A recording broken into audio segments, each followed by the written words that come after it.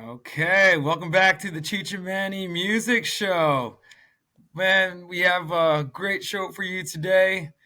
I'm joined by my usual co-host Cheech and What's up, our Manny? Led Zeppelin expert, Mr. Joe Silkman here. Got How the are you shirt. both? Doing good. Love the Hey, shirt, Joe. Yes. What tour was that from? what, the shirt? Yeah. It's so funny. I'm not quite sure, but I think it was Manic Nirvana around Oh, wow. 1988. Yeah. Wow, that's an old shirt. Wow. Yeah. Very cool. Very cool. Never really wore it. It almost fits. Nice, nice. So how are things going? Really well. Just enjoying the holidays with the family. I That's hope you all. are doing the same or able to. Yeah, trying to hanging out with my daughter a lot, going Christmas shopping, doing all that fun stuff, you know. But yeah, so what have you been up to, Manny? Man, I know it feels. I know you told Joe we recorded a Christmas episode Oh yesterday. man, we went nuts. we That was such we a great talked episode. about all things Christmas, so we're still recovering from that. But since Yeah. then, yeah, I mean it's Friday, so just glad I just got to work. Long days, very busy. Yeah, yeah, Christmas, family, all that good stuff. awesome. Well, all right. So I'll just do a quick shout out to Potter's Field always, and Manny, you brought up the Christmas show. We Hmm. got 3 Rush episodes in the bag that are going to come out, and I forgot about Killers. It's We, coming we too, yeah. we And got I know Killers. you sent you sent those bass lines, so I'll put it in. Yeah, yeah. We recorded some music, and just a shout out to Devonte because I sent you guys a picture today. So he's at the temple and he has this jacket, and I'm like, dude, what is on your jacket? And it's the Sex Pistols. It's Nosferatu and Mad Max Beyond Thunderdome, I mean, and where did he get that jacket? at a thrift store. I was And gonna say, it's all cool. It's all patches. And the one that got me was Mayhem. And I said, "So you're into Mayhem, the Scandinavian black metal band that burned down churches? Members of members in the band killed each other. And he's like, "Yeah, I like that." So I was like, "All right." I just thought it was a shout out to Daquan for liking Mayhem. Thought that was cool. So, but all right. So we could get into where we left off last was the end of Zeppelin 1. hmm And I guess, wait, there's a question for Joe. We're going to get into Led Zeppelin II, which in my opinion, oh, I thought you fell. no, you're good. You good? You guys can still hear me? Yeah. That's on the phone behind me. We're good. All right. Led Zeppelin II is my favorite Led Zeppelin album, I think, Mhm. of all time. Because the tracks, we're going to get into the tracks and everything, and I love it. So, Led Zeppelin II, recorded in 1969, produced by Jimmy Page. And Joe, who engineered it? Do you know? Eddie Kramer. Yes, That was the Eddie first Kramer. album with Eddie Kramer. And for those of you who don't know, Eddie Kramer was Jimi Hendrix's, I guess, producer and engineer, I believe. On Oh, wait. So Eddie Kramer was not on Led Zeppelin 1. No, Right. he only did one album with them, just 2, I believe, right, Joe? I think. Eddie Kramer? Yeah, I feel like Eddie was with them through the whole thing, but I don't know. I don't. I I'm that not up. sure. Is he like a Terry Brown, Cheech and Joe? Well, yes and no. He's an engineer, not a producer, but he's like a producer. You know. Okay. And you said he engineered Hendrix's album. Yeah, that's what made him famous. That's a pedigree. So he's no joke. Jimmy Page, of course, producing it. The singles were "Whole Lot of Love" and "Living Loving Maid." And this is impressive. So in 1968 to 69, 4 European tours, 3 American tours. And they wrote most of the album on tour. And a lot of the riffs and stuff came from Dazed and Confused when they would go in the improv sections. Um, they recorded the bulk of it at Olympic Sound Studio in England, but they were on tour, so they would just hit any studio they could to record songs. So they bounced around. I think that aggravated Plant. I don't know if you ever read that. Yeah. Yeah. So he was like bouncing around studios. Now, this is why I say next to the Beatles, Led Zeppelin's the greatest band in the world, because your second album goes #1 in the Yeah. UK and the USA. I mean, I don't think anyone's done that. Besides the Beatles, like your second album goes #1 in the UK and the USA. That's unheard of. Yeah. That's pretty, crazy. And here's a trivia question for Joe. The artwork on Led Zeppelin II. Do you know the guy who drew the picture? Well, this one, Yes. Nice. his last name is Juniper, I think. Exactly. And David Juniper. Yep. yeah, and he was an art college classmate of Jimmy Page's when Page went to art school for a This while. this is why I love Joe. I did not Yeah. know this. The thing that I Right. did not know, and I don't know if I agree with it, was that the packaging of Led Zeppelin II, the artwork, was nominated for a Grammy Award in 1970. They didn't win it, but it was nominated. And I'm like, I think it was that. I mean, That's that's my next question. do you nominate that? Yeah. You know, Yeah. but It's cool. It's cool. concept, Cover. but I mean, it's memorable. Like you know what it is. Well, I guess I have a question for Joe. What do you think? This Led Zeppelin 1 or Led Zeppelin 2? Which has the best album cover? oh, it's crazy, but probably Led Zeppelin II. Yeah. Okay. Yeah, But they're both simple. It's not like yeah. not to bring up Rush, but we have to. It's The not only like instructions that Jimmy Page gave to this guy Juniper was come up with something interesting. That's how much freedom the guy had, and so he presented this. Maybe he presented several ideas. right. They went with this with the German air crew from World War One, and Yeah. superimposing the band in, and also a German. And the band's there because on Led Zeppelin 1, they just took that iconic image of the Hindenburg exploding. Yeah. Yeah, And then now the band's on the front cover. But I yeah. feel as though this probably will be the last time they were there. Because on Led Zeppelin 3, they're not on the front cover. Led Zeppelin 3 is bizarre. It's Bizarre. It's a great. 4, they're not on the cover. Yeah. On Yeah. Houses of the Holy, no. Yeah, House of Holy is weird. That one's designed by Hugh Symes. No, not Hugh Symes. Hypnosis. Hypnosis. Yeah, they did a Yeah. lot. They did Yeah. Pink Floyd. So that's why it's weird. Oh, that's right. I love Presents because it's the family holding I forgot what that thing is called when I guess you try to summon the dead. The obelisk. Yes, the obelisk. Yeah, and it's a family holding it at a hotel room or a restaurant or something. It's pretty twisted. You know what I mean? Yeah. Well, you know, the critics called it. The critics that really hated the album called it an intergalactic dildo. Oh, that Yeah, the thing. obelisk. So they How didn't know could you? the artwork or the concept behind it. How could you hate Presents? It's such a great album. How could No, commercially it was hated. I mean, Well, well, there's not really a commercial song on there. I mean, Nobody's Hope of Mine, but it's it's pretty it's the proggiest album.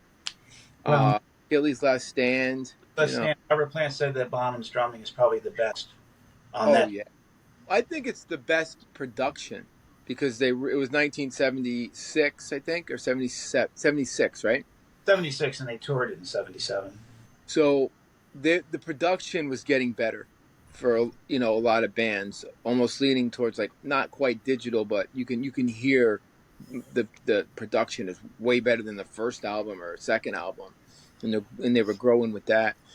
But anyway, so yeah, you answered all the questions. I was going to ask you. It sold 12 million copies, which is pretty friggin' insane. you know. Okay, so I'm gonna bring a point up why I love this album and why it's my favorite album because about four songs the bass is featured like prominent in it. You know, it's like the songs were written around the bass lines. Obviously, Ramble On, Mm-hmm. stands out. What is and what should never be. It's Mm-hmm. all bass. Um, and the Lemon song. That middle section where the bass is just like, you know, funking out. So that's what I love about it. That the songs are like kind of catered around those bass lines. And bring it on home too. Bring it on home, Yeah, definitely. Yeah, yeah, yeah. The Espe- intro. and especially on what is and what should never be. Oh, It's yeah. so jazz. I don't know. It sounds jazzy to me. It's very R&B, jazzy, and I think "Ramble On" is my all-time favorite bass line. I would say it's the perfect bass line, "Ramble On," because it jumps all over the place. Yeah. Um, so interesting fact: Led Zeppelin wrote 6 of the songs on Led Zeppelin II. The other 3 were influenced or taken by Willie Dixon, Howlin' Wolf. A Whole Lot of Love is You Need Love. The Lemon Song is Killin' Floor by Howlin' Wolf, Robert Johnson. Bring It On Home is basically Sonny Boy Williamson song that they kind of made their own, but they borrowed a lot from. And I don't Mhm. know if Sonny Boy Williamson got credited on Bring It On Home. I've got the album with the credits in front of me, and they did not credit anyone outside the band. Wow. And that's when Willie Dixon sued them, right? For Yeah, Whole Lot of Love. Because yeah, it's like you need love. It's lyrically same lyrics and stuff, yeah. but I it's mean, minus the I've moans. probably since like 1980 or so, Japanese master, and yeah, it's before all the lawsuits, all the Wow, challenges that they had. wow. So, I have. I guess I'll go over a whole lot of love first, and I'll give you my interpretation of the lyrics.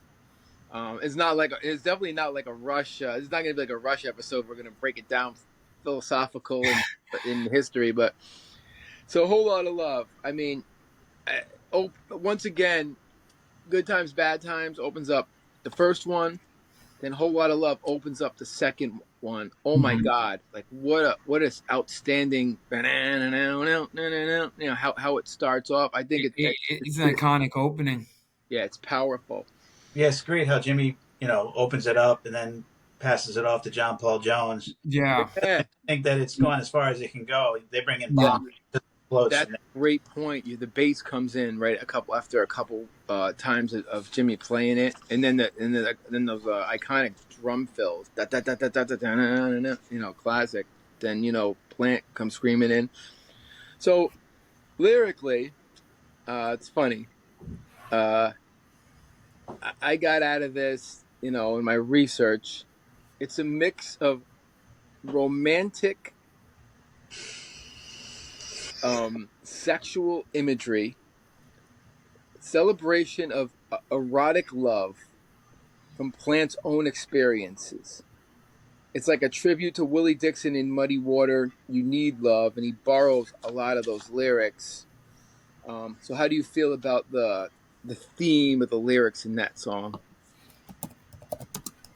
Who, me? Anyone? It's a little cringy looking back. It's a little, Yeah, uh, yeah, very, yeah. very sexual. And I can see why maybe radio stations didn't want to play the album at all. it, And Like X-rated for that no, time. it's funny. Like I was listening to it. Don't get me wrong. Like musically, it's probably a great opening, like you said, with Page's guitar right in your face. Yeah, yeah. And Jones then hitting I think he's like doubling the guitar, and then Oh also yeah. you hear, Mhm. and then Bonham's drumming. But lyrically, and again, it's kind of interesting how it's taken from that song that you mentioned. You Need Um, Love. I think you he was need, borrowing a lot from You Need Love. Like because it was very sexual. The blues guys were very sexual in their well, lyrics. yeah, yeah, You but know. it's funny. It's very cringy because At one point, like Plant during the song does like these like howling orgasm sounds or something in the song. I'm just like, Yeah. all right. I don't know. This could have been kind of toned down a little bit, but But you know what? Nobody was doing that. Like, no, oh, I so gotta like give it to them. it's like pretty amazing that ballsy to like go out and do those sexual sounds over insanity over that middle section, which I'm going to get to, is complete insanity. Um, so musically, iconic guitar riff and the tone that he gets is genius. Jimmy Page's guitar tone, the Les Paul Yeah, Jr. the tone's really good. on that, one of the most recognized riffs ever.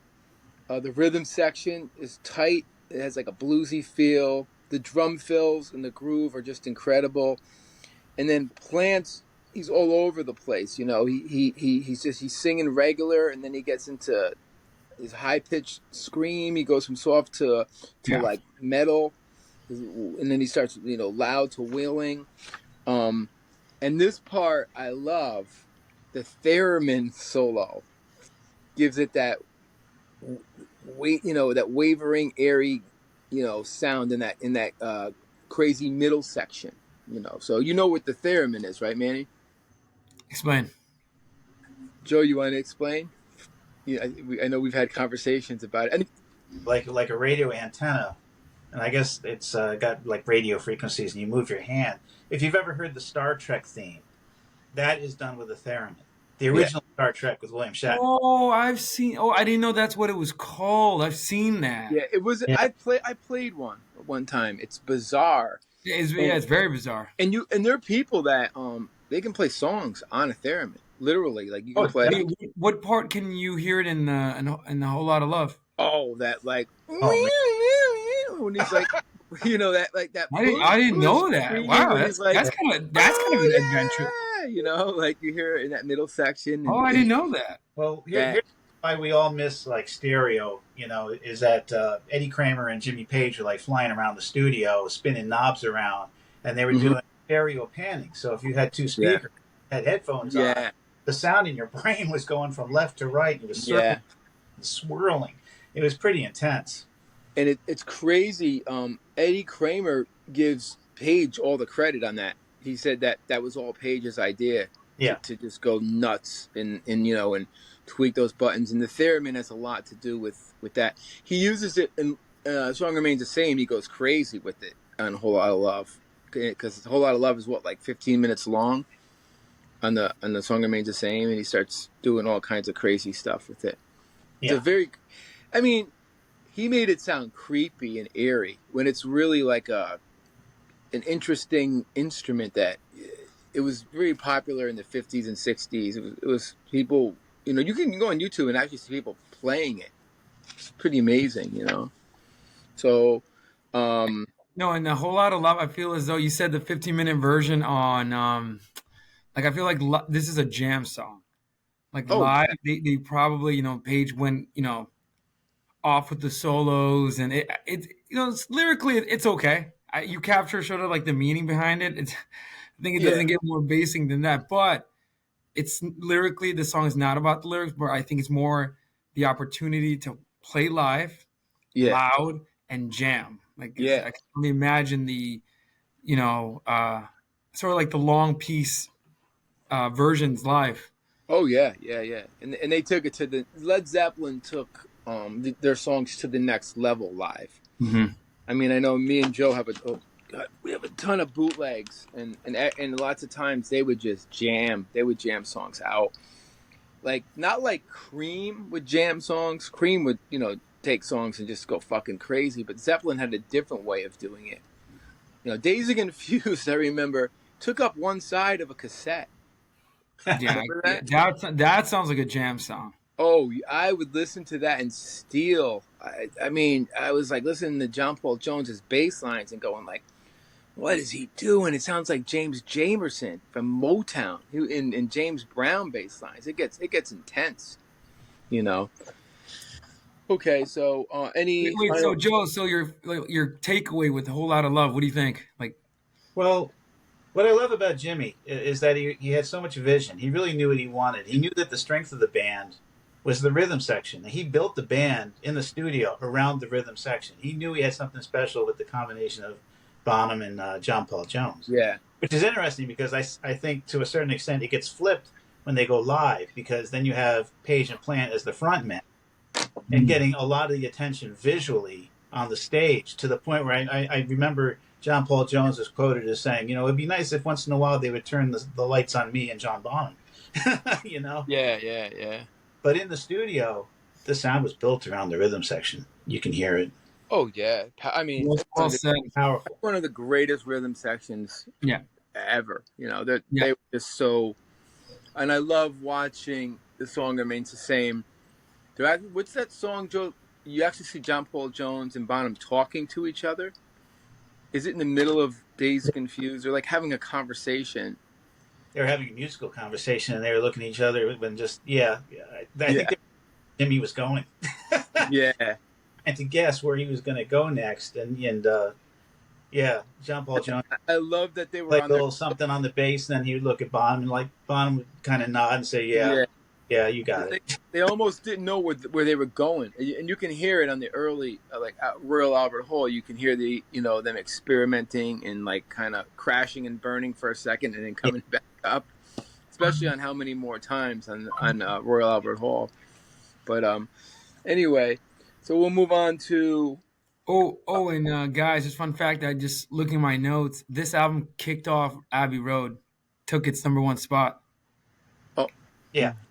Really? Isn't that crazy? Well, somebody had to knock off the Beatles. Why not? Yeah, right. It has to be Zeppelin. Who else? No wonder why George Harrison was like, you need to write a ballad. Yeah, that's why he was mad.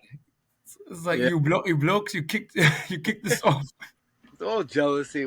Like we were talking about that yesterday, right? Like there was a Christmas song or something, right? Like I forgot what we were saying, but it all comes out to like a new sound, and that people don't understand the new sound because it's being. Oh, we were talking, Joe. You would like this. We were talking about Elvis's Christmas album. That's it. And he made a really cool rock and roll version of Irving Berlin's White Christmas. And then in my notes, I told Cheech that Irving Berlin is quoted as saying, like, I'm going to paraphrase what he said. He hates it and wants it like taken down, does not approve. Yeah, like he desecrated the song, Yeah. Well, I bet he cashed the checks for the royalties. I'm like, come on, Berlin. You know you're getting your money. That's a good point, because that sold a lot. Mm-hmm. All right, so moving on to what Manny said, what is and what should never be, which is my favorite on the album. I love this song. It is incredible. I mean, I love how it starts off, or like the bass. It's like real, like with in the guitar, like it all starts together, but you hear the bass first. That's my ears perk up to that. And the bass is just so smooth. It's almost like an upright bass he's playing, but he's not. He's just got that like smooth tone. Jimmy's haunting guitar riff. He recorded it on a double neck. Plant's soaring vocals. And once again, the bass is the main part of the song. The song is built around the bass line, and then my favorite part is that break that comes out of nowhere. That down out, yeah, down out, and then they all kick in. I mean, that's my favorite. Next to the bass line, that's my favorite part. In the lyrics, there's a lot of Do I have the lyrics? Yeah. Lyrically, this is more deep than a whole lot of love. It is. Lyrically, what I got from it, almost not quite like a Rush lyric, but like the sense of longing or yearning for something that is maybe impossible. Love for someone that you can never have. And you can hear it, if I say to you tomorrow, it's almost like he wants a woman. There's like a yearning in that song that he can't get, he can't have. Something he can't have. Maybe a married woman. But Robert Plant could have had any woman he wanted at that time. It didn't matter. But how do you feel about the lyrics and that, Joe? Well, I never really thought about the lyrics. I'm so busy listening to the sound and enjoying the sound. Yeah. I know it's all about wanting something that you can't have, I guess. Yeah. But I got distracted because it'll be interesting. You say Robert Plant could have had any woman he wanted. Well, I mean, Yeah. he was married at the time to Maureen, and he wrote the song Yeah. "Thank You" about her. Oh yeah. I'm gonna get to that. Yeah, Yeah. on side two. Maybe he wasn't a maybe he wasn't a cheater. I don't know. Who knows? Well, he was quoted as saying that he really wasn't part of like the destruction around Led Zeppelin on the road. Uh, Yeah. that's That the was more Bonham. instrument; he had to take care of it, and he said that a lot of times he would the singer would go to his, but not necessarily alone. Oh, okay. So well, Richard Cole had a lot to do with the destruction, I think, and partying with that band.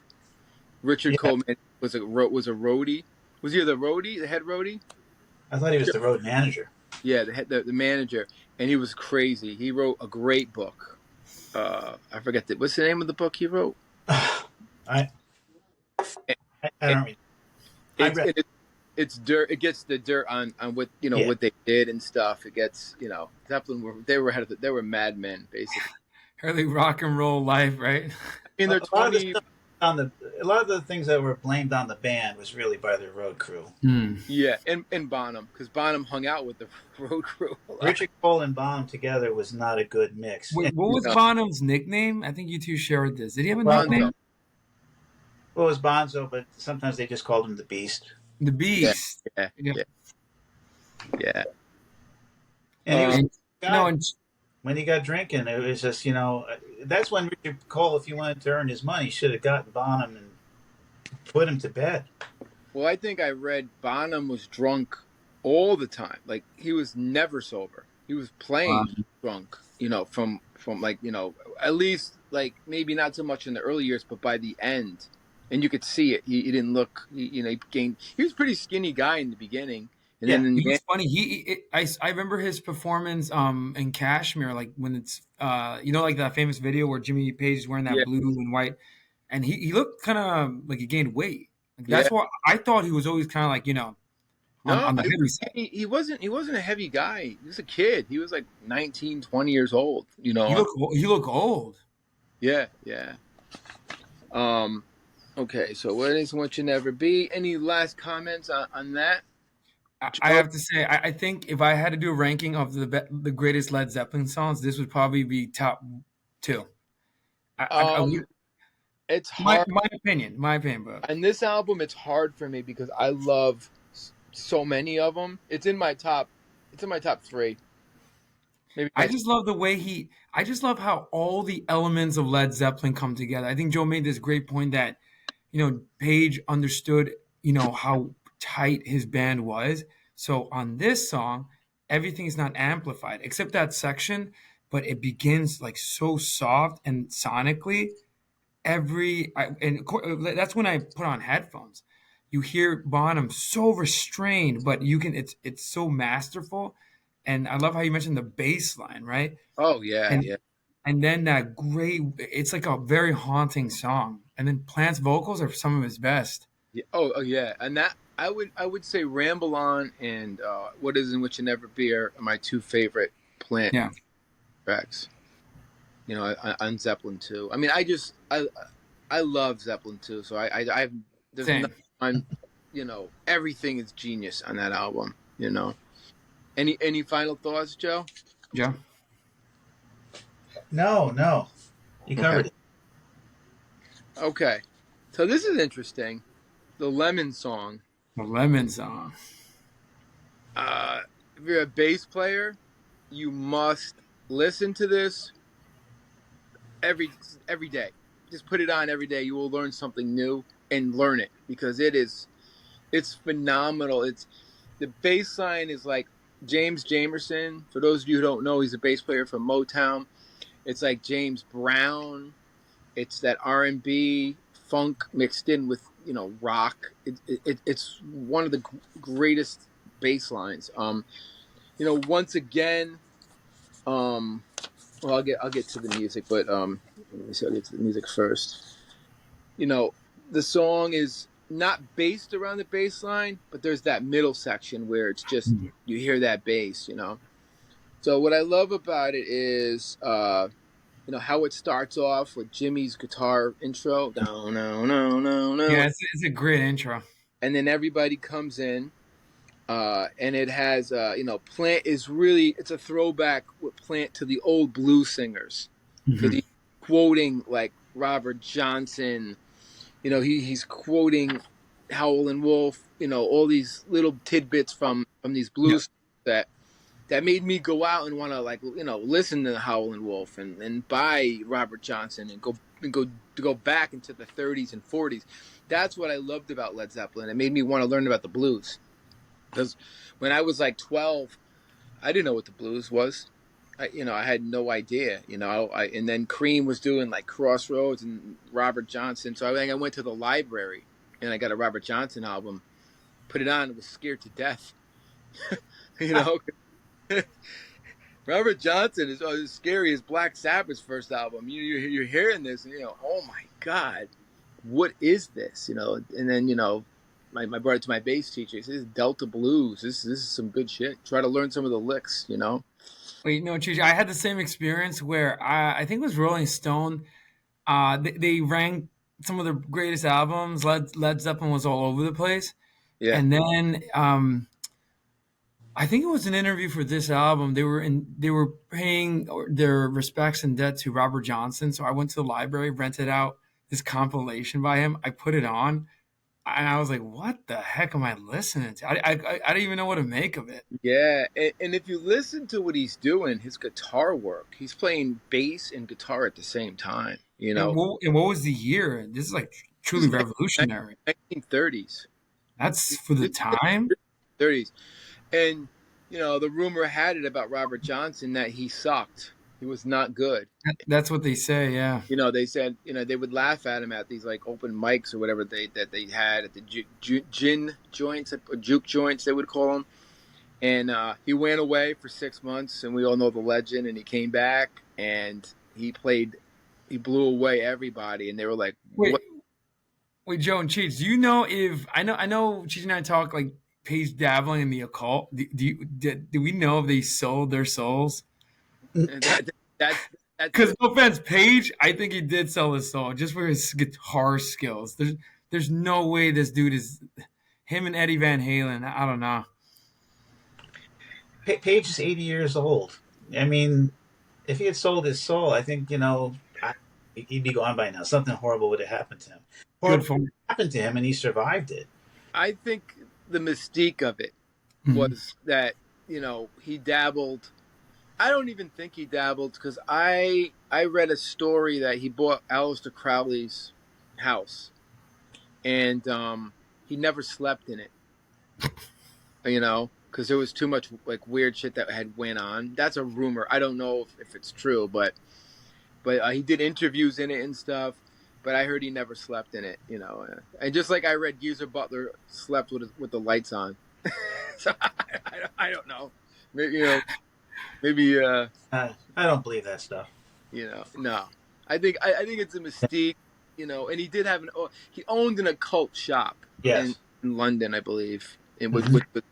everybody was into that shit at that time, tarot cards and all that, hippie kind of magic stuff. So anyway, I already talked about. And Cheech, and just to make sure, and the Lemon song is a rearrangement of Howlin' Wolf's "Killing Floor," Yes, it is. right? Which is interesting. And then some borrowed lyrics from Robert Johnson's "Traveling Riverside Blues." Yes, they blended the two. Just for our audience, so they can seek out this stuff. I Yeah. think that's Oh, listen to Howlin' Wolf, and please, listen to Robert Johnson, the Delta Blues. Uh, Other artists are Skip James, a guy named Johnny Shines, Buka White.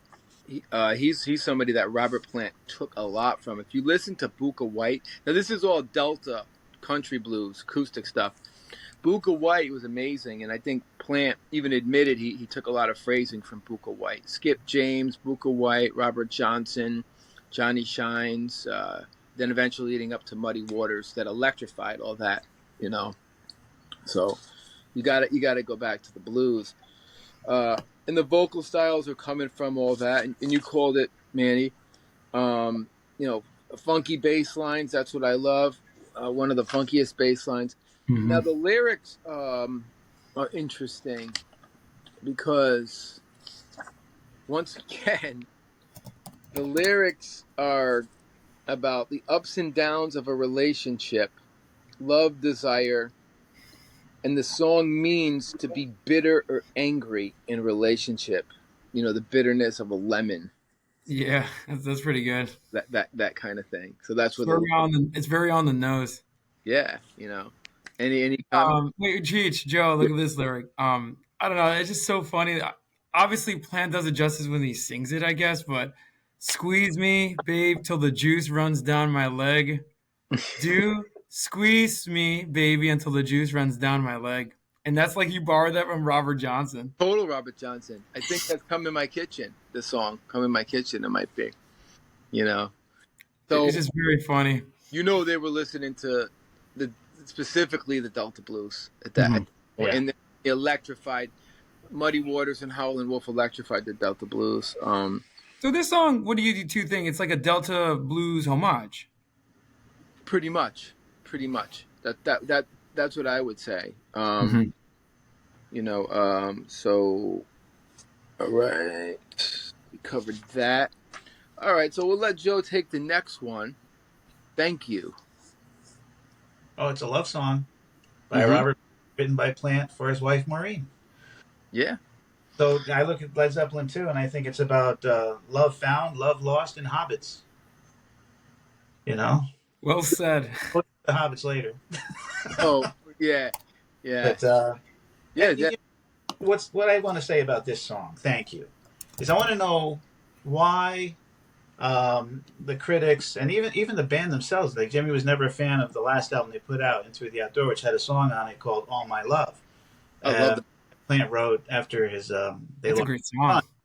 son, and Jimmy was like, "That's really not our sound. That's really he wanted to not really do that song. He felt it wasn't a Led Zeppelin song.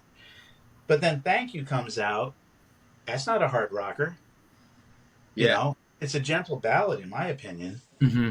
You know, But drums get a little heavy on it, which is cool for a ballad. He does some he does some nice drum fills that are loud, you know. yeah, Um, and you said all of my love, which is another beautiful. Very. And when I was a kid, I used to think he was saying autumn, my love. I don't know why, yeah, but the one thing about that song, I think it has one of the greatest keyboard solos in it. You know, that's Hmm. a John Paul Jones again.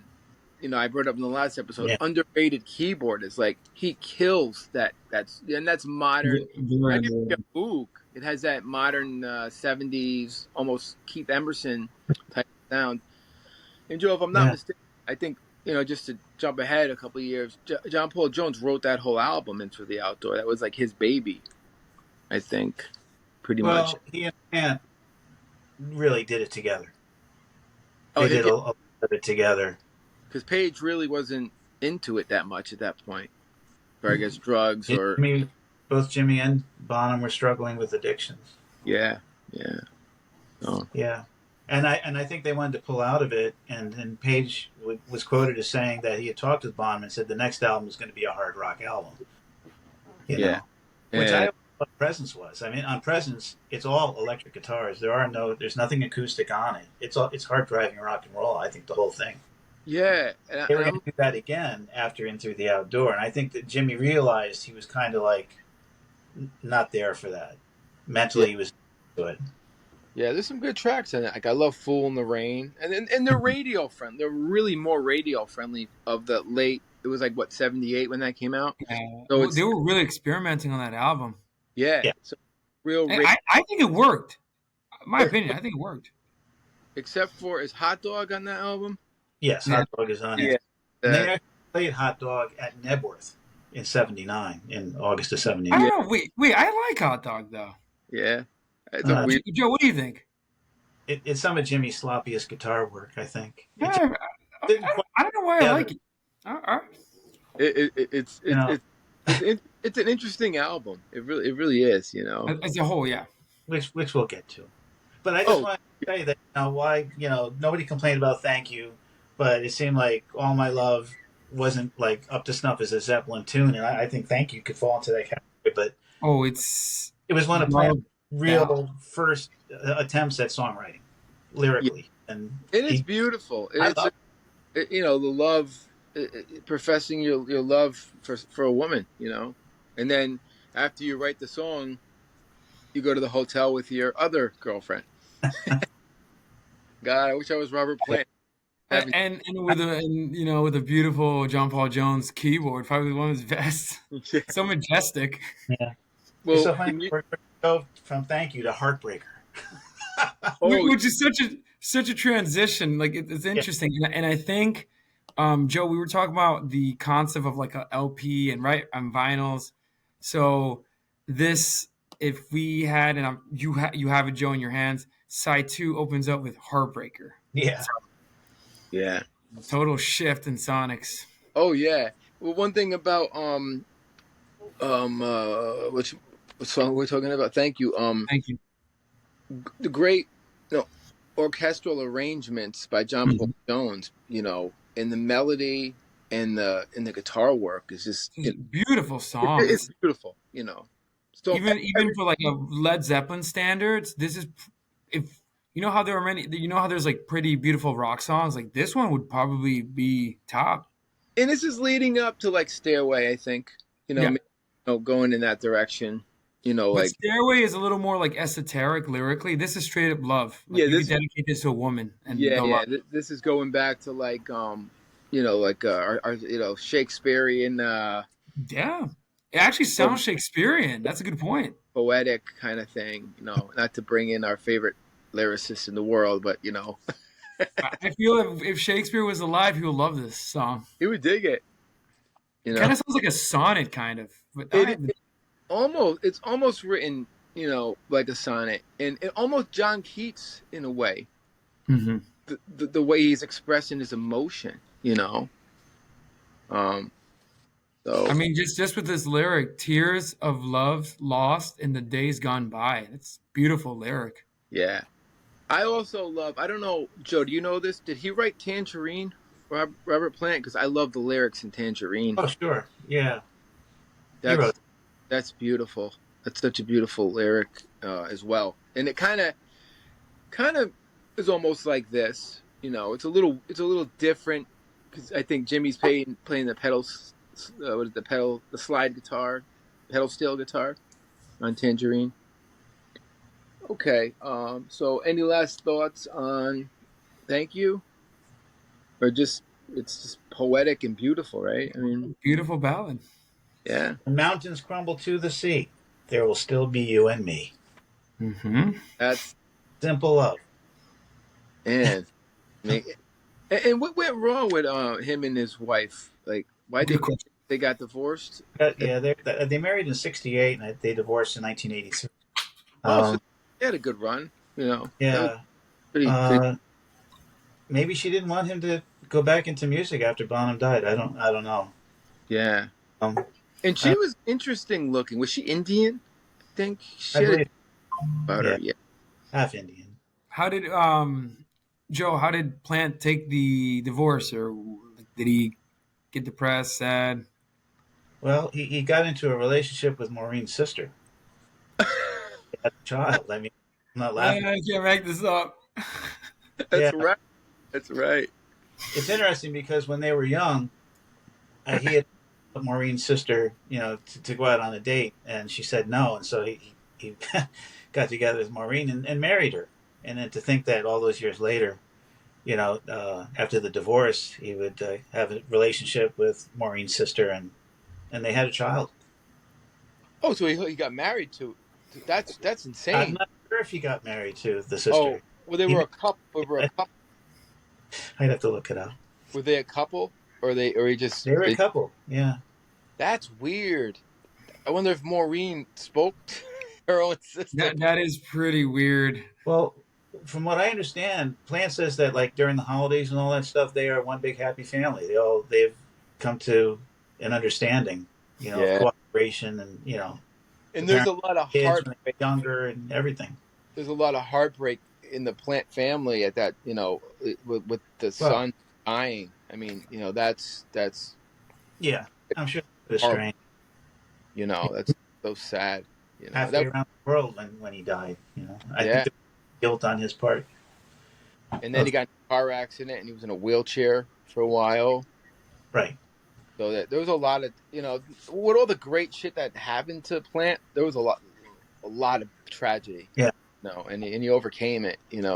Which is amazing. No, okay, so going from this beautiful ballad to Heartbreaker, Mm-hmm. which I think is one of the greatest like riffs ever. Like the way it's Yeah. off, it just only way I can say it's just balls how it comes out. Starts off, and I'll talk about the music first. High power guitar riff, driving rhythm, powerful guitars, amazing vocals. His vocals are just like when he hits that part, heartbreaker. When he starts, it's amazing. And the thing that makes this song different, I don't think there was a song out there that had a friggin' guitar solo by itself in the middle of it. I can't think of one where you just stop. Like, who would write a song? This is genius. You just stop and he goes into a guitar solo. And he Mhm. just, and it, I mean, well, Tony Iommi did it, I think, on Sabbath's first album, but he just went, like, he went off and just to another world, and then they would go back into another section. But this is so put together Mm-hmm. perfectly. It's like they stop and he goes into that solo, and then they all come in. So I think that's my favorite He, part of this. he plays around with like the tuning pegs on the guitar to get that sound. Yeah, that's right. He hits them or something like that. He gets that unique. It almost sounds like a violin. The way he's soloing. It's flashy to see it in concert. Yeah. Now, did they play Heartbreaker a lot? Oh sure. Oh yeah. It's not. It's not on the song "Remains the Same," right? I I don't think so. think the beginning is. I think it's done as a lead into another song. Oh, okay. I know. How many more times? Not how many more times. Bring It On Home is right before they go into Black Dog. It, Right. yeah. God, I haven't seen the movie in so long. I'm probably getting it all wrong. Which I thought was so cool. Yeah. And then they did The Ocean, which is like only it wasn't in the movie, but it was like kept out in another song off of Zeppelin IV, and I can't think of the name of it.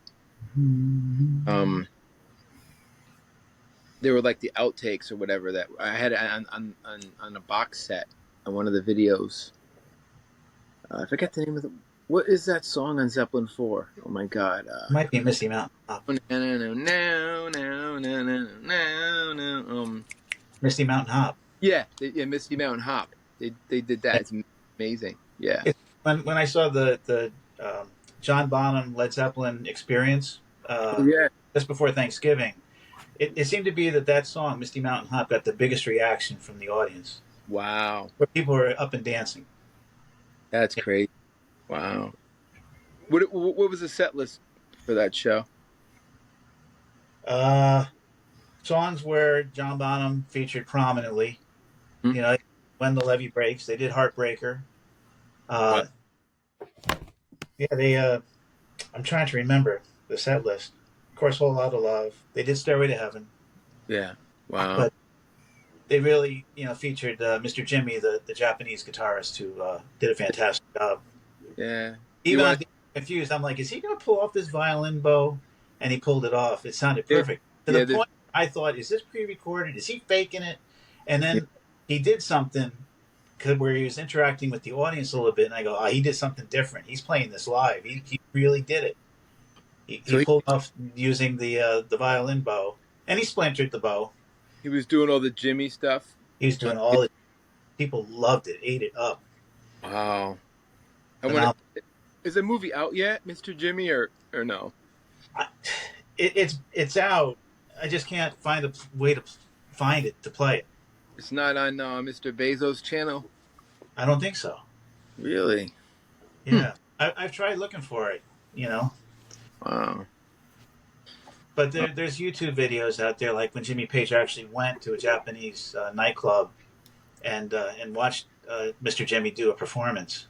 Well, he must have been like, he must have lost his mind, the He guy. did. He did. And Wow. Jimmy, congratulated him and really applauded his efforts. You know, everything that he did, and actually invited Mr. Jimmy to a promotional function that Jimmy was doing the next day. Jimmy Page was Wow. doing, so he invited the guy. So they, have become kind of friendly. It's amazing. Yeah, The guy, he looks like him. He sounds like him. To dedicate yourself to want to be somebody, that's that interesting. I see it so bad because I know that Jason Bonham and Mr. Jimmy are very devoted to doing it right, Yeah. and they did it right Man, to honor the band.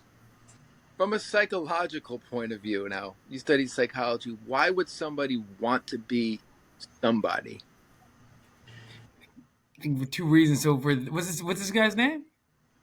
I call him Mr. Jimmy. He has a Japanese name. He Mr. Jimmy. was a kimono salesman before he went full time into the music. And he Wow. moved to You know California. what's? I think from like one perspective, it's like a mask he's wearing. It'd be interesting to see what's that mask underneath though. Like what? Because yeah, if he's full on like copying something going on there. Yeah. It's more at that point. It's definitely more than just. Hey.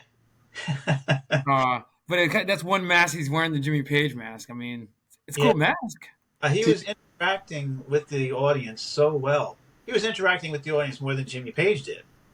yeah. To be honest with you, And he how do you stood on the stage afterwards after the show and was shaking hands with a lot of people in the front row, just the whole everybody. You know, very how, how do you shut that off when you go back to your hotel room? Well, Like, see, that's from a psychological. I'd be interested to interview him and see his life outside of that, because then, okay, you get off. You're not yeah. Page anymore, but then who are you? you're almost an actor, Yeah, it, big time. Like he's sort of like a method actor. and you're genius at it. You've Yeah. mapped human being. Sorry, Joe. Me and Manny are just. This is the psychological aspect because it makes me think because I mean, Yeah. think about it. If he was a kimono salesman, not to say that that's not cool or adventurous, because I don't know, maybe it is.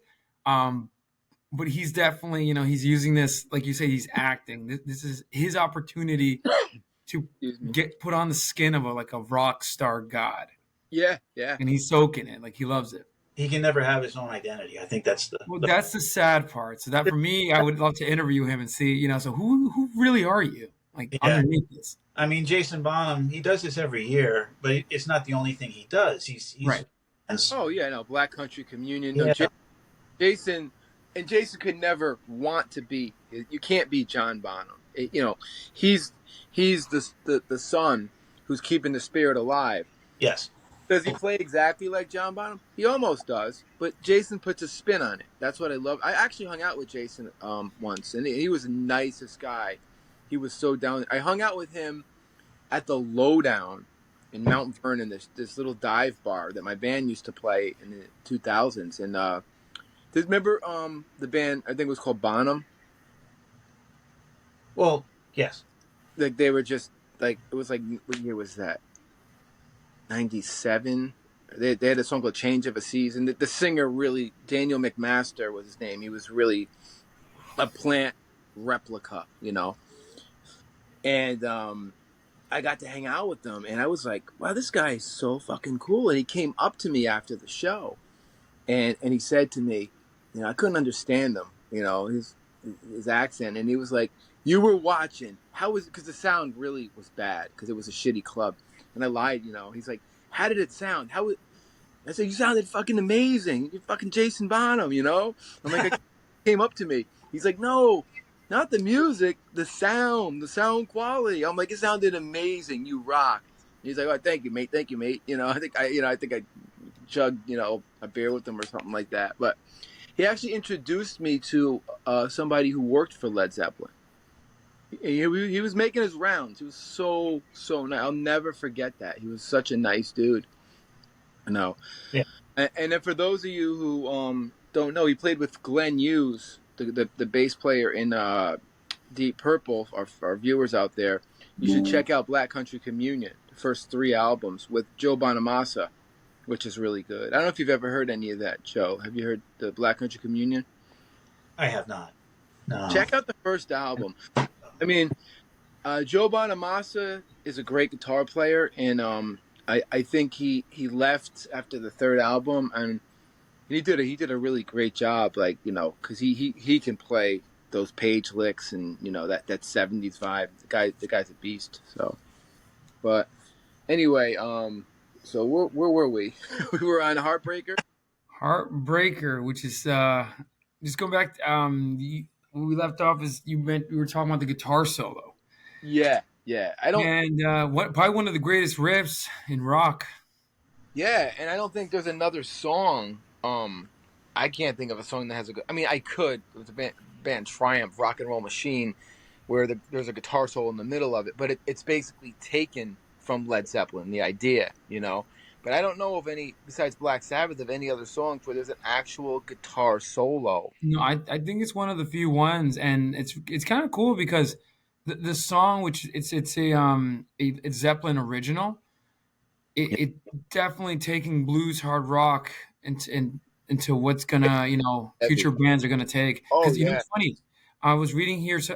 Look, Eddie Van Halen. He says that the Heartbreaker solo was the inspiration behind his adoption of the tapping technique. Wow. That's kind of crazy. Steve Well, Vai also yeah, said Jimmy does a little tap in there. He does a little like hammer on tap, not full on, but no, but that influenced him. So, like you said, that's well said. It's pretty unique, you know. and there's a song I believe it's called "What You're Doing" off Rush's first album, which they steal the first four notes from Oh, wow. Breaker.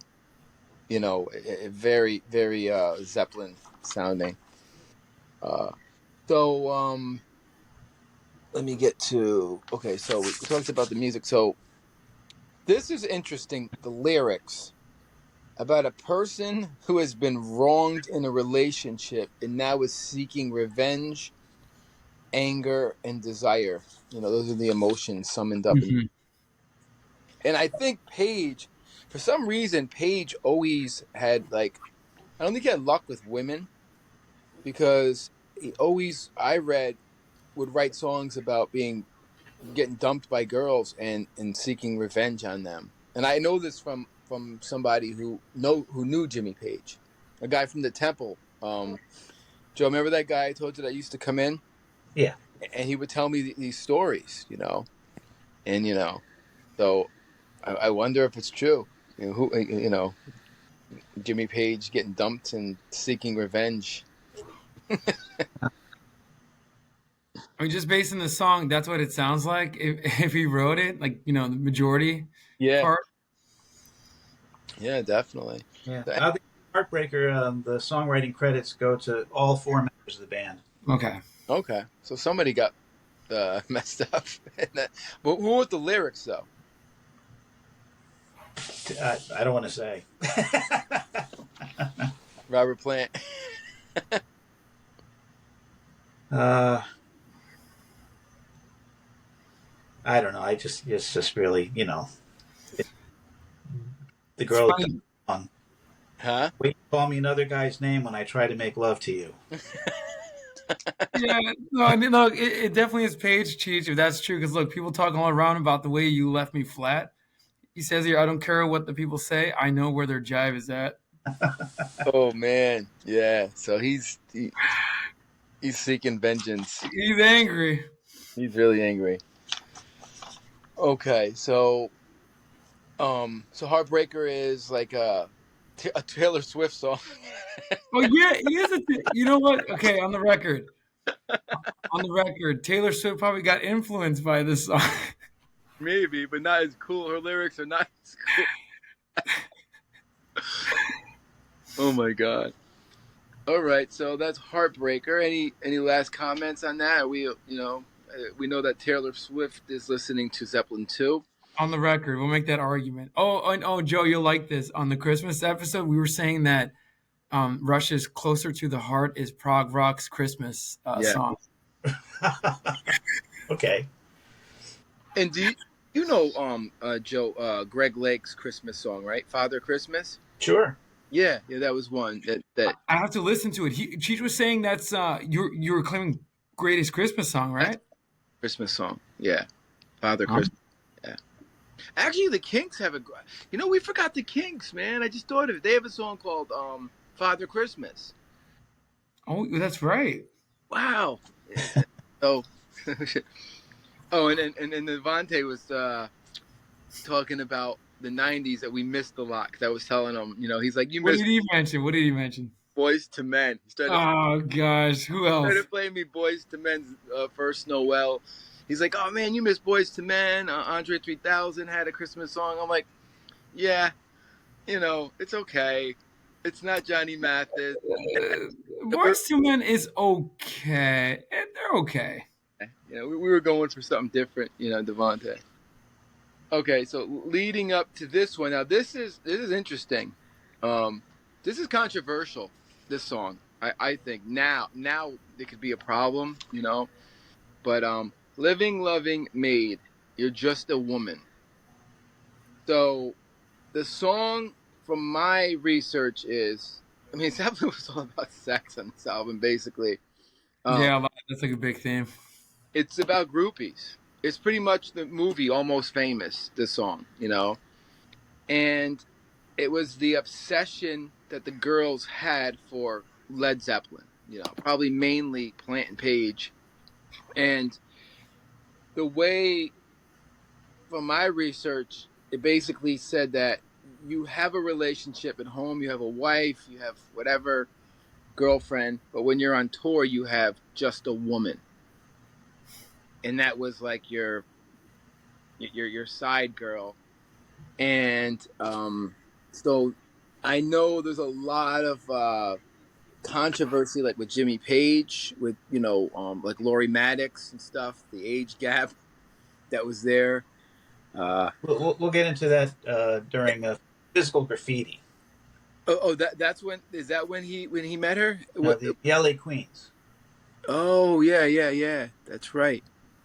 Yeah, they were there was a whole like Sweet Connie and then the Plaster Casters. There was a whole movement of groupies, and none of these girls came out now and were like throwing a Bill Cosby at these guys, because I think it was like, I don't know, something that they just accepted back then, which I found interesting, So, but This anyway, yeah. song, Living Loving Maid, it's actually one of the band's least favorites. I don't think they ever played it live, or if they did, it was once or twice because they didn't like it. Jimmy considers it the only song really on the album that's considered filler.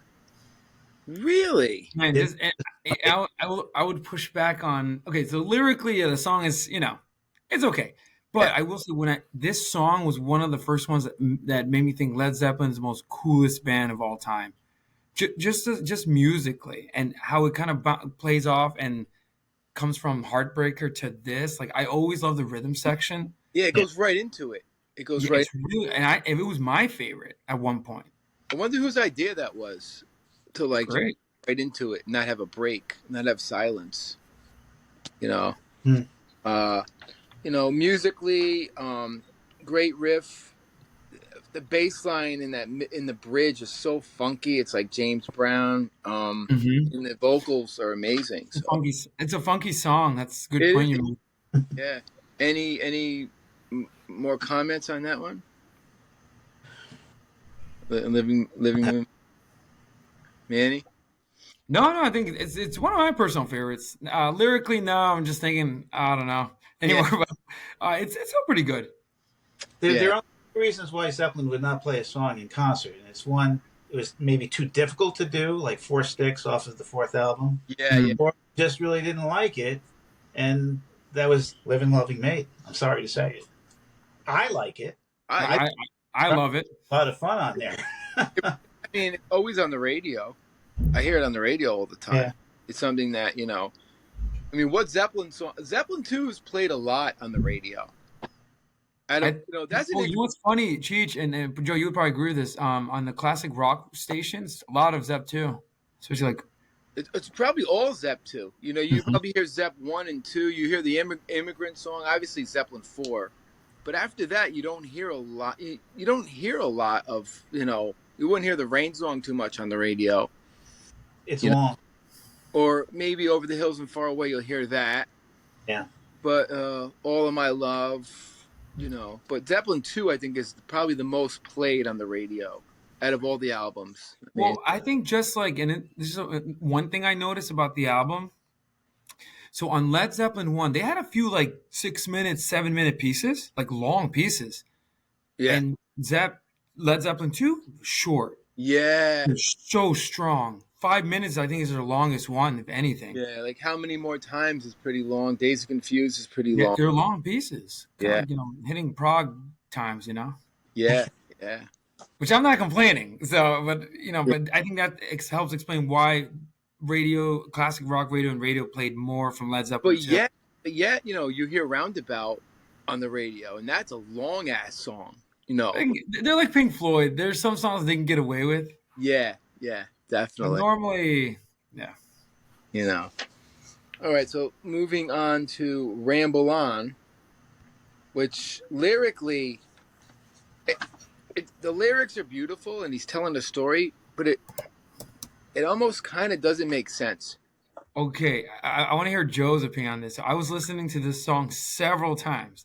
Now, before we talk about music, like lyrically, I love I know Joe. I'm a huge J.R.R. Tolkien fan.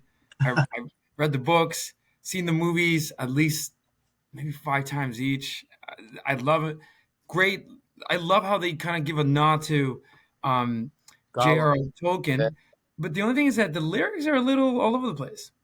I'm not exactly sure what the theme, like overall theme is. Well, the theme I got is, the importance of living in life, living in the moment, you know, and just living your life, because he's telling the story how he's traveling, leaves are falling on the ground, and all that stuff. But it's painting a picture. But how does Gollum fit in there? It's kind of random, just kind of thrown in there. Yeah, which is so cool. He comes out of nowhere and he No, takes a it's cool. It's cool. It's sort of like a little, kind of like a little cameo by Gollum. And I'm yeah. thinking, wait, what? He kept away with his woman. You know what I mean? So that's what I found very interesting. Wait, is this code word for someone or something or? I, I don't know. I just what's your take on the lyrics on that, Joe? Plant had read the books, The Lord of the Rings. He loved them. We all did. I read Yeah, them. yeah, And he had an interest in it, and he worked it into the song, and you know, he had a lot of interest in English poets, and yeah. You, yeah, you, very you, interesting. definitely. Oh, and of course Viking mythology. Oh yeah, yeah. He loves all that stuff. The immigrant song. Yeah, And because otherwise you're just writing about either loving a woman or writing a song about a woman that did you bad. exactly. That was the yin and yang of Robert Plant. Yeah, Uh, but So the it kind of sounds like, how old was Plant, guys, when he wrote this? 21 maybe 20. 21. Yeah. So it's sort of his first foray into, like you say, incorporating some of his literature influences. I think that's why the song it's not as strong as, like let's say Stairway to Heaven, which for me is a high point in his writing. Oh, the lyrics are beautiful. Well, the thing about Ramble On, Jimmy Page has been quoted as saying that without Ramble On, there might not have been a Stairway to Heaven. Oh, there we That go. that was a progression when they did Ramble. The Interesting. way the song, Interesting. yeah, Yeah. And because for me, shade and light and yeah, yeah, yeah, the mellowness of it. Oh, and musically, I love that John Bonham is playing the the drum Yeah, seat. yeah. I was gonna say, what is that? If one of you explain. He's using sticks on a drum seat. in the intro. Did you ever read that in any like I Hammer of the Gods? I didn't read it. Yeah, that was that It's was one, yeah, it's very very light and gentle. yeah, and like Eddie Kramer captured it. So cool. He did. Mhm. Um, and Great sound. oh yeah, It's a mix of folk, hard rock. I think it's musically it's a masterpiece. oh yeah, it's You know, very I mystical. It's a very mystical song. It has very mystical. I like very that. Yeah, Tolkien. It is a Tolkien very vibe. Tolkien-esque. Yep. It brings that like how we talk about like when Maiden would bring in like Genghis Khan, Transylvania, like that kind of Right. vibe. It brings Tolkien vibe in. I'll be honest with you. This song could, if they were gonna do like Lord of the Rings, like a remake, it could be played by one of the characters in the story. Yeah, definitely. And I think, my opinion, it's probably one of the greatest bass lines ever written. From a bass perspective, in theory, the notes he's using, that boom, boom, boom, boom, boom. It's a total melodic bass line. Mm. And then he goes into crazy fast, like eighth fast, heavy eighth notes, and he's doing these like Motown hits. So it's my favorite bass line by John Paul Jones ever, Mm. and like you called it, Manny. Like going from like mellow to high, and It's like great. It's a that. masterpiece. I think in rock music, it's a masterpiece. Yeah, Um, and again, lyrically, you're right. I love how you mentioned that because I didn't want to disrespect Led Zeppelin, but I'm thinking, okay, it's cool, but what does Gollum have to do with anything? Like what? yeah. It's after analyzing all the other lyrics we've analyzed over the past shows, it he pops up, which is cool. It's like Correct. an appearance. Yeah, Well, you could say the same thing for Prodigal Son, like Lamia yeah, make parents. So it's that kind of thing. It's that kind of vibe. yeah. You So know, it's funny. Do you two remember at the temple? There used to be an old worker. They used to work there. Her name was Liz. I don't know if you guys remember her. Liz, She used to work at the coffee bar when that was in existing. I don't remember. I don't remember her. So she was a huge reader, and she always said that "Ramble On" was her favorite song of all time. Really, Yeah, it was a I, Tolkien.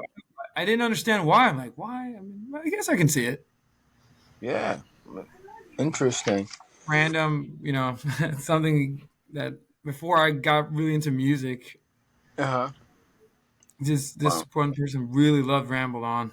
You know, She was young. She was like my age. Wow. So really. this was like 6 years ago, maybe. Wow. Hmm. You know what's cool is like the doubling of the vocals at the end of Ramble On. How Plant like doubles his vocals. Hmm. You can kind of hear like the overdubs, which is really cool. I think I mean it's my favorite vocal performance on the album. I Yeah. think Plant Shining. Oh, Uh, it's crazy how he goes from so soft and so folky, and then and he's like, it's just yeah, great. it's Great genius. performance from him. Dynamics are Zeppelin always had those dynamics. So all right. So next one, you want to take this one, Joe or Manny? Moby Dick. Good, Well, Joe. Moby Dick. uh, originally Bonham's drum solo was called Pat's Delight for Yeah. his wife, Oh, that's and right. yeah, they changed it to Moby Dick. And actually, John Paul Jones, along with Jimmy Page, gets some songwriting credit along with Bonham on Yeah. this. But I always thought, it's a cliche, but drum solos were too long in concerts in the '70s. I It, never, you know, I think if they had played a little bit towards the length of the album version of Moby Dick, people would be really pumped up. But I think, unfortunately, during a long drum solo, that's when people go to the concession stand and get a Coke or use yeah. the. Not with Neil Peart though. When he's drumming, Not, you of stay. course not. No, I would say even with Bonham, I would have stayed because I Yeah, love drum solos. Like me I'm too. fascinated because like, have you ever tried to play the drums, Manny? It's so hard. I think Uh, drumming is the hardest instrument in the band. to keep time. Like I could barely get away with playing like Phil Rudd from AC/DC on the drums. I could kind of, and then I would always speed up or slow down. You got to be really, so. And then the fact to do a solo was even it's Mm-hmm. insane. And what I love about Moby Dick for the musicians out there, it's a 12-bar blues, a 1-4-5, but then they change it and they add an extra like riff to it. So I love when bands take a 12-bar blues and they kind of make it very different. They add a whole different riff to the 12-bar blues. And I was fortunate to play that with a band called Viking Superstar not that long ago. It's on our YouTube channel. We did Moby Dick. And it was, when he plays with his hands too, which is pretty unique. I wonder what made him think of that. Let me play with my hands. Like that's an interesting kind of thing. Yeah. And I know Joe knows this. Where do you think he got the idea for this? Who inspired him? Well, Ginger Baker of Cream. We used to Toad. Mm. Yeah, Toad. And for our listeners out there, check out Toad, because Toad is a pretty kick-ass drum solo too. And Ginger kind of started it, and I guess it was more jazzy. Toad is more of a kind of thing. Ginger was more. I was lucky enough to see Ginger Baker do the Toad drum solo when I saw them at Madison Square Garden when they had the reunion show in 2005. And I was actually seated about, I guess, maybe 30 feet behind Ginger's left shoulder. I was behind the stage. And what I took away from it was pretty interesting. Eric Clapton did not leave the stage. You couldn't see him out front, but he stayed to the side. And there was like a barrier. Maybe it was monitors or something. But he just sat in a chair with his guitar in his lap, and he stayed for Ginger's drum solo. I thought that was the ultimate. Yeah, yeah. And only the people behind the stage could see that Clapton didn't leave the stage. Wow, that's amazing. Yeah. Usually the band leaves the stage. Yeah, Eric stayed for that. So, I mean, Ginger. I gotta say that Cream reunion, in my opinion, is the best reunion of any band. Yeah. Ever. Even it's better than Zeppelin's reunion, in my opinion, because they sounded like Cream in 1968. They didn't like lose anything. Jack Bruce was fire, and he had just gotten a new liver at that point. He was still bouncing back. I think he's sitting down at points of that show, and and Badge always brings me to tears when Clapton goes into that, because I don't think they ever played Badge live. They never. Yes, they did. They never played it live when they were a three-piece band. They did it for that reunion tour. I was like honored to have been there for that. That was incredible. Such a great set. If anybody ever gets a chance to watch the DVD of the Royal Albert Hall, there's a rendition of a song called "We're Going Wrong" that Jack Bruce has the lead vocal on. It's incredible. Yeah. I know that song. Manny, you should definitely check out the Cream reunion. I think I saw a performance. What's that song? White Room. It was amazing. They sounded like back in 1969. I mean, there's a lot of great bands that have reunited over the years that broke up, but nobody touches the Cream. And they only did 3 shows. They should have done more. They should have did. Well, they did 3 in England and they did 3 at the Garden in New York City. That was it. 6. What's really sad is that by the time they came to New York, again they were fighting. Jack Bruce, Ginger, they were not getting along. I don't think it showed up in the music, but because of the bad vibes between the two guys, Clapton was, kind of turned off. He was getting soured by it, But Eric admits that he had to work extra hard, for that reunion because he couldn't hide behind other guitarists. Yeah. And critics would say, well, it didn't sound like the albums. Eric used to do a lot of, what do you call wah-wah. Yeah, wah-wah bill. and he didn't do that to that extent with the Cream reunion. But to me, it was even better. I think it was the Eric Clapton sounded in years.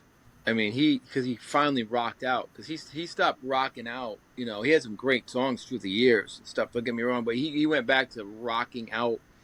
You know, and sounding like Eric Clapton. You know, Yeah, Mm-hmm. in my opinion.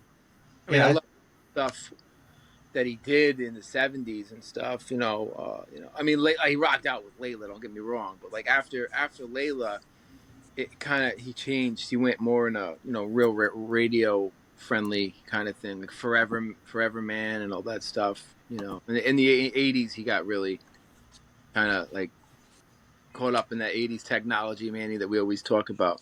Yeah. yeah. He was getting produced by Phil Collins. That collaboration. Phil had that niche of radio friendly hits. Yeah, yeah. All right, so the last one is "Bring It On Home," and it's the intro is so funny because it's basically Plant imitating like an old blues singer. You know what I mean? He wants to be Sonny Boy Williamson, and it's about being on tour and returning home, being away from home for a long time. That's the interpretation I got from it. Or a performance like just kicking ass and bring it on home and kicking ass, that kind of thing. uh I think it's one of the great riffs, man. It's so powerful. Just amazing. Great vocals, amazing bass, and killer drums on it. So I uh, love. I wish Plant played I, harmonica more often with Zeppelin. I forgot that he played it on what's that song, got a monkey on my back, nobody's fault but mine. Yeah, Yeah, he was a good harmonica player. He he he was. I think all the times I've seen him in concert, he only played harmonica once that I remember, and it was a tribute to Bo Diddley, and they did "Who Do You Love," and he played a nice solo in there, and I'm like, oh, I wish you'd do that more often. Wow, I know. Yeah.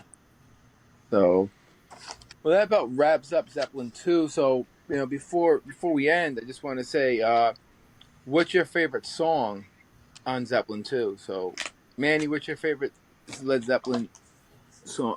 II song. On Led Zeppelin 2? Yeah, Just top one or like if you had to pick one. if I had to pick one, again, it's just and it'll speak to my musical like taste. What is and what should never be. I Wow. love that song. Yeah, that's a classic one. Just for the it has like a jazzy vibe that I love, and Plant the way he sings, it's amazing. Yeah. Joe, what would be yours? I like Ramble On. I know it'd be easy to go with Whole Lot of Love, but you hear that so often. Yeah. But Ramble On, I like it. And I got to go with you. Yeah. I got to say, Ramble On. Milan. That's Wait, Joe, would you say that whole lot of love for like most Led Zeppelin fans is that at the top of their list? Yes. It's a whole lot of Yeah.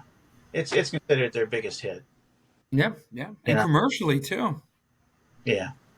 Whole Lot of Love is their biggest hit. Yeah. Recognized as the best More, representation. more than Stairway, you think? Yeah. Well, you can't say that. That's interesting, right? I feel Stairway it's in its own league. It Like is. Hotel California, Yeah. it's just in the rock and roll subconscious now. Like even if you don't listen to rock, you know Stairway to Heaven. Yeah. Definitely. It's kind of like Deep Purple's "Smoke on the Water." Like even if no one has ever heard of a guitar riff or doesn't even know what that is, they know that iconic sound. Oh, Yeah. yeah. Yeah, definitely. Stairway guitar. Yeah. The Deep Purple, Smoke on the Water, Mm-hmm. Cream, Sunshine of Your Love. I mean, those Yeah, yeah. those are the three that are. Cheech's favorite Nirvana "Smells Like Teen Spirit." Yeah, well, it's recognizable. There's this iconic songs that you just know. You just know by "Sunshine of Your Love." Definitely, For sure. that's a good call. Yeah. Plus, Um, a lot of loves riff. Can't beat that. Yeah, yeah, yeah. You know. Purple Haze. It's Oh, a I think yeah, that's another one. classic. Very iconic. It comes out. So. But all right. So any other final thoughts on Zeppelin II? Well, it was nice to see Robert Plant, come out as a lyricist and be the songwriter that he would grow with every album. And it's Mhm. interesting because I think with Led Zeppelin, the fans and the record company would love to just had every album be like the whole lot of love Zeppelin too, just repeated over and over again. But I think because of Robert Plant's influence of trying Middle Eastern music and going into the folk direction, it made them a better band. Whereas if they had just gone to a formula, Steven Tyler's going to be angry at me and Joe Perry too, but they would have ended up like Aerosmith, I think. I don't Yeah. think they would have attained that legendary, timeless status. Yeah. And Joe Perry is a riff master. Oh yeah. Old Aerosmith. Like Yeah. And The Steven, best one about Aerosmith, I think, this is controversial, but I think "Toys in the Attic" is their greatest album, and they haven't been able to match it. Very controversial opinion, but well, with Rich Robinson from the Crow said, when they stopped taking drugs, they stopped making bad music. They stopped making good music. You know, well, when did they stop taking drugs? in the '80s, like when Oh gosh, after done, I think done. well, That was the a Voice album and the Rocks album, they did them back to back. I yeah. forget which first no, name. Rocks is pretty good. Like it's Oh, like always like a toss up. Sick as a Yeah. mean, I think Done with Mirrors is a good album to check out. That was their after the Joe Perry project, and then they replaced him uh, when the lightning strikes. They did Done with Mirrors like in 1984, and that was the beginning of them going commercial, but it was still a rocking album. And then after that, I don't listen to Aerosmith in the '80s. I don't think there's anything good about them. Permanent Vacation, I thought was like, I don't know. Wait, Cheech, are you sure I heard through a grapevine? I don't want to miss a thing. Is your favorite song? Oh God, and I met a guy at the temple who looked like Brad Whitford. I told you the story, I think, Manny. And Yeah, I yeah. waited on him, and I was like, "Dude, you look like Brad. I know you're not Brad Whitford, but you look like him." And he starts laughing. He goes, "Well, I produced Aerosmith." And I'm like, "Get out of here!" I said, "Which album?" And he said, whatever, like in the '90s. And he looked at my face and he goes, "Oh, you don't look impressed." I said, "No, those are good albums, but I'm a '70s guy." He's like, He goes, that's what most people say, when I tell them, that I produced those albums, and then he said, "Oh, I'm producing Beyonce's next album." I was like, "All right, goodbye." you know. That's all you need to hear. But he was cool. He was a cool guy. I see him from time to time. So, but yeah, this was a great show. Thanks again, Joe, for being Thank you, on, Joe. It was fun. bringing your Zeppelin knowledge. And we'll continue Zeppelin 3 and 4, and we'll go up, up the line. And any final thoughts on Zeppelin, Led Zeppelin 2, anything? Looking forward to Led Zeppelin 3. Yeah, yeah. There's a Gallows Pole, Tangerine, Immigrants. Led Zeppelin 3 is weird. Like that's a weird album. Coming from this, but it makes sense in what they're heading towards too. Like before, it's Yeah, it's so transitional.